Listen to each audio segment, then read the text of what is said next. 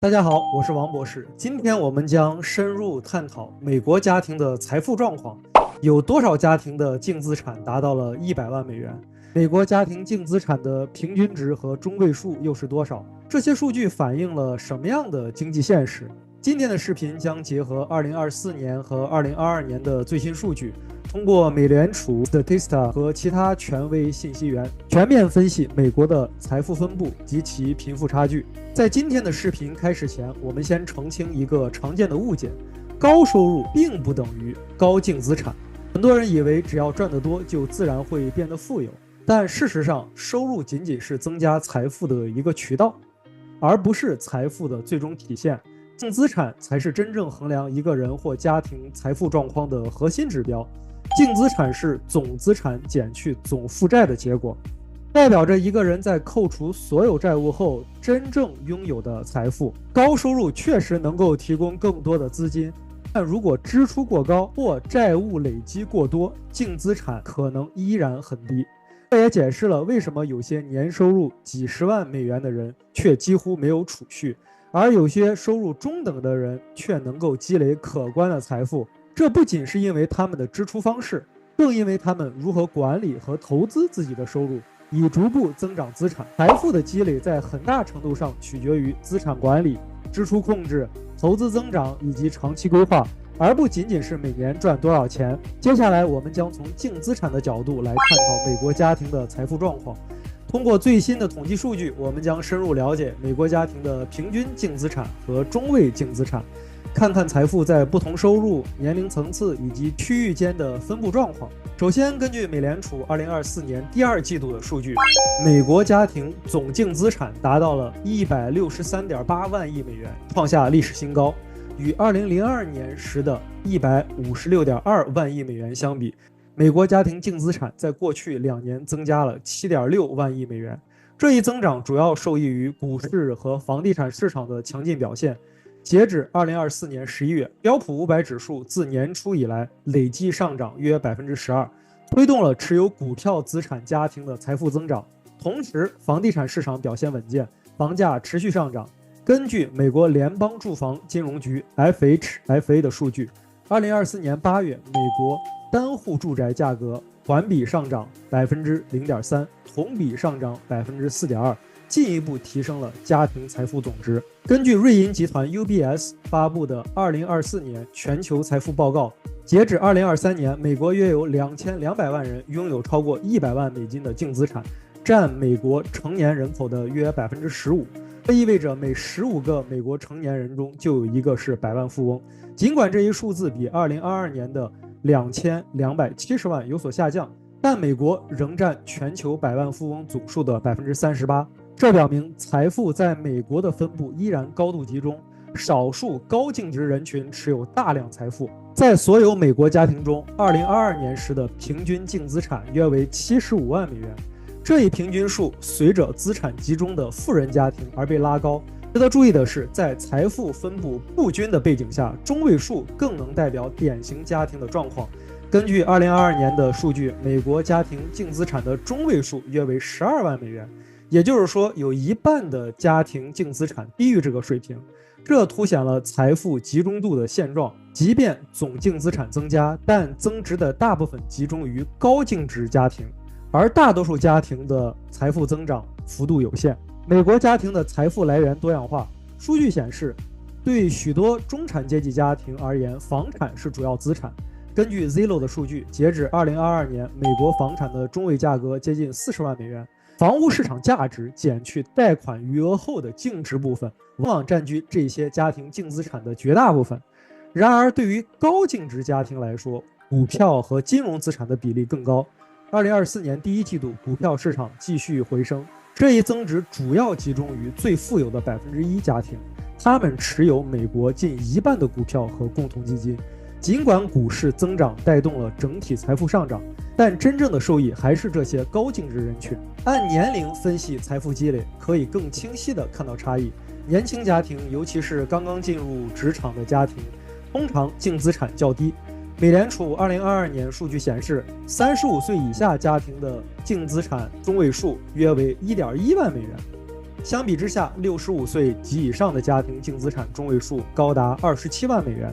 年龄的增长通常伴随着更长的财富积累时间，特别是在经历股市上升和房价上涨的周期后，年长家庭能够显著提升其财富积累。对于退休前后的家庭，储蓄和养老金账户的重要性尤其显著，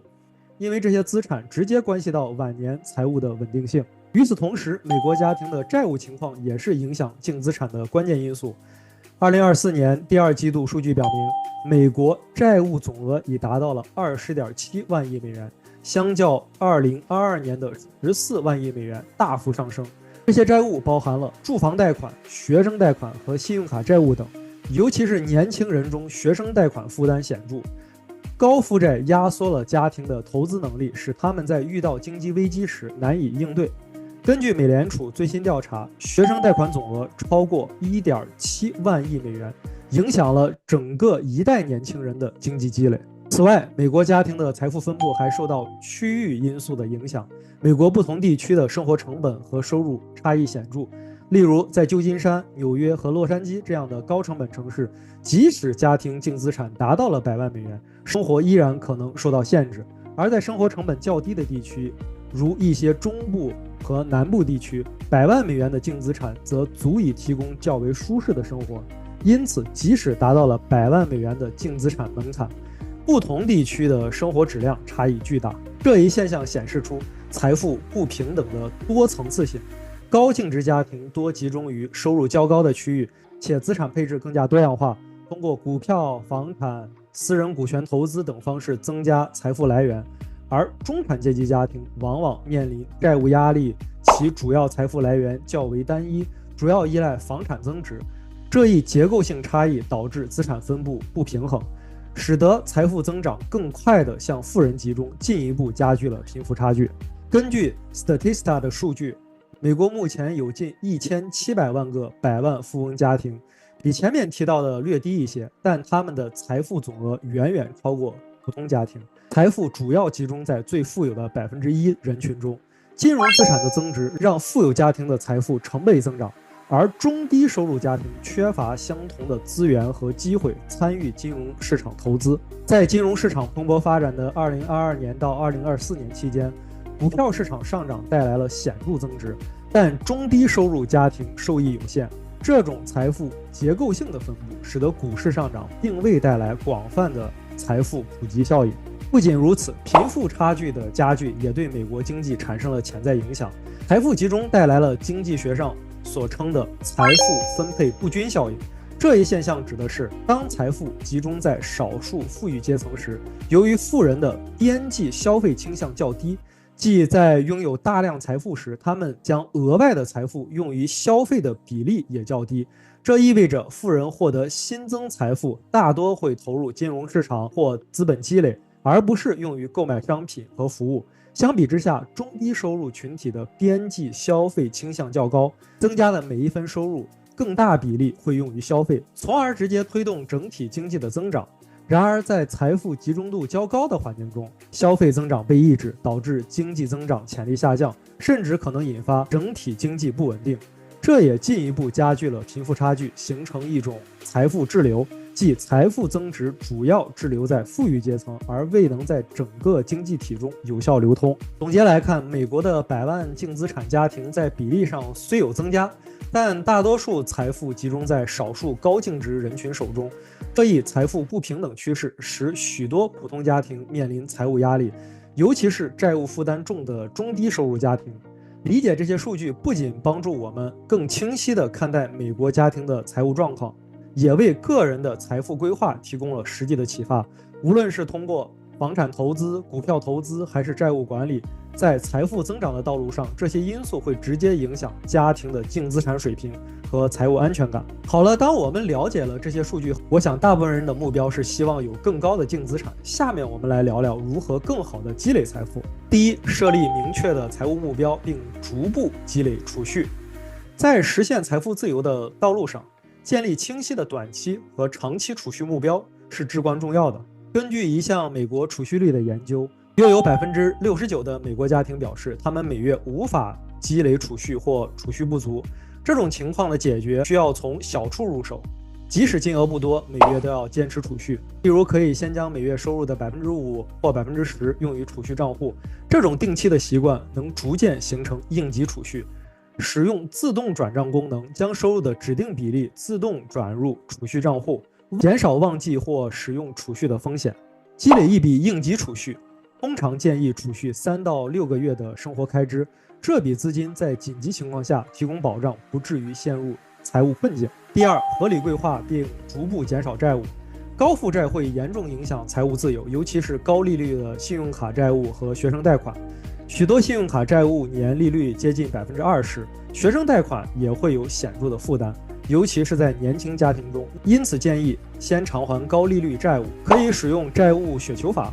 从最低金额债务开始还清，或债务雪崩法，从利率最高的债务开始还清，有效减轻债务负担。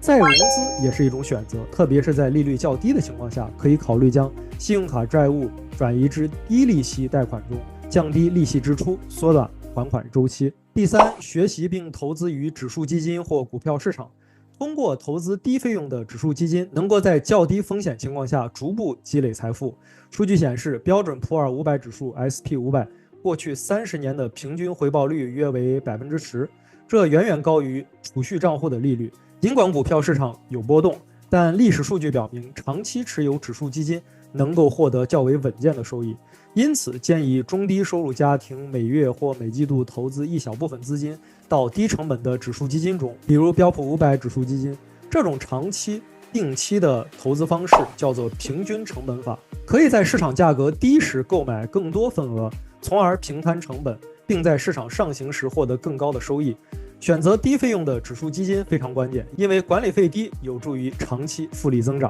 第四，提升技能和个人价值。不断提高个人技能和职场竞争力是增加收入和财富积累的有效途径之一。数据表明，高技能职业的平均薪资显著高于一般职位。通过参加职业培训、获取证书或攻读新的学历，能够有效提升自身竞争力，增加加薪和跳槽的机会。例如，学习编程、数据分析、市场营销等具有高市场需求的技能，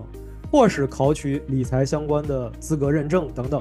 都能让自己具备更多的市场价值。对于职场中的提升来说，增加并维护良好的网络关系也十分重要，增加有潜力的职业机会。第五，考虑在生活成本较低的区域定居。选择在生活成本较低的地区定居，能为家庭财务提供更多的投资空间。生活成本对于积累财富有直接影响，在高成本地区如旧金山、纽约、洛杉矶等地，生活支出往往高出全国平均水平。例如，旧金山的生活成本比美国平均水平高出80%。搬迁至低生活成本的区域，可以帮助家庭节省租房、食品、交通等开支，并将节省的费用用于投资和储蓄。近年来，许多城市如德州的奥斯汀、北卡罗来纳州的罗利等地，因相对较低的生活成本和丰富的就业机会，吸引了大量中低收入家庭搬迁。好了，今天就聊到这里。如果大家有任何问题，请在下面的评论中告诉我。非常感谢你的观看，希望你喜欢这期视频，别忘了订阅、点赞以及留言。祝你投资和创业顺利，我们下次再见。